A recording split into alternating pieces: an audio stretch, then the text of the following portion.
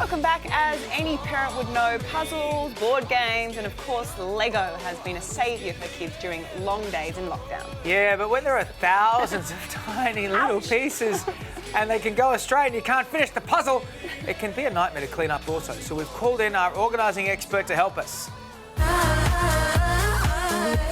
We all love our little Lego masters and their colourful creations. Building Lego has even become an addiction for many adults, and even more addictive to watch. You gotta keep building and never give up. That's the Lego Masters way. But let's be honest, the mess it creates, along with puzzles and games, is another story. Anita, now that we're spending more time at home, we're buying up things like Lego and puzzles and games like never before. It can get out of control, as you can see. Yeah. How do we manage it? I'm going to show you how to set up a system for perfect Lego organisation, get those puzzles out of the boxes and have the games streamlined. I feel different now, you know. You know you've got too many puzzles and games when they're almost as tall as you. We'll tackle those in a moment, but first, the Lego. Now, Anita, we could really be here for hours sorting all of this. What is the best way to organise Lego? Okay, you can do it by colour or by shape, but if you want it to be faster, definitely go by colour. I'm using the all-set drawer storage system from Bunnings, and they're only $9.29. The reason I love these are they have sectional drawers in them and really have all different sizes, so we can put the men in there, like the little figurines, the wheels, the unfinished projects, and then just colour code all the pieces. So Anita, you're going to keep this cube system, which was already here. Why is that? Because you can always section off and organise and categorise really, really easily.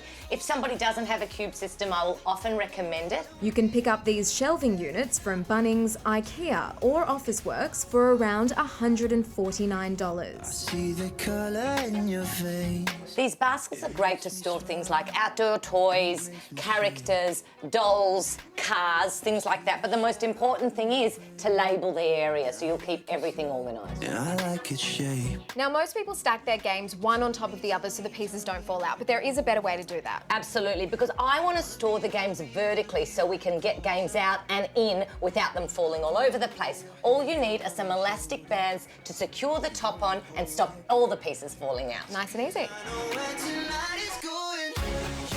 We've got a whole bunch of wooden puzzles here. These ones are great for toddlers, but a bit of a nightmare because these pieces just go everywhere. It is every mum and dad's nightmare at home. I'm going to solve this problem by using document wallets. It's a 5-pack for $4.79 from Officeworks, and they keep all the pieces securely in one place. And then I'm going to organise it with a file holder, $4.50 from Kmart, and have them all standing up beautifully. Now, when it comes to the more advanced puzzles and you've got 300 pieces or more, losing a piece can do your head in. So what I want you to do is get a document case. You can pick these up from Daiso. They're $2.80. Now, how are we going to know what puzzle it is? We're going to cut out the picture from the actual cardboard and just stick it inside with some double-sided tape. So now, not only will we never lose a piece again, they will all be stored in a uniformed way. And of course, we need to display these beautiful little creations. Where do we put these? So now we've cleared off the clutter up here and it's got a big open space, so we're not going to have everything on top of each other. It won't just be on display, it will also be a feature. Good to be alive right about now. Anita, this looks so much more manageable now. Everything has its place. I like that you've colour coordinated the Lego here. It looks perfect. Everything is categorised and everything has its place. So not only is it easy for the kids to access and to play, but it's so much easier when tidying up, saving everyone's sanity. With the wooden puzzles, everything is safe and secure in the envelopes. With the more advanced puzzle, not only are they so much more easy to handle, but all those boxes are now in one little area. Sometimes you gotta get scars. And Britt, the highlight of this Lego area is that these drawers are actually stackable and you can take the drawer out, have them play with it on the floor, and then it just slips back in. Super simple, super easy, super organised. I've been waiting for this moment. It's good to be alive right Look, you know what? I think it's a good idea about that. We were just saying then, you should make the kids organise the colours for Lego. I think that's a good That's few the key. hours sorted for Yeah. lockdown. Yeah. Yeah. I like it. Make I'm my working on a kids do that. 2,000-piece jigsaw puzzle at home. Show off. For I didn't more, realise it was going to be so hard. what's the picture of?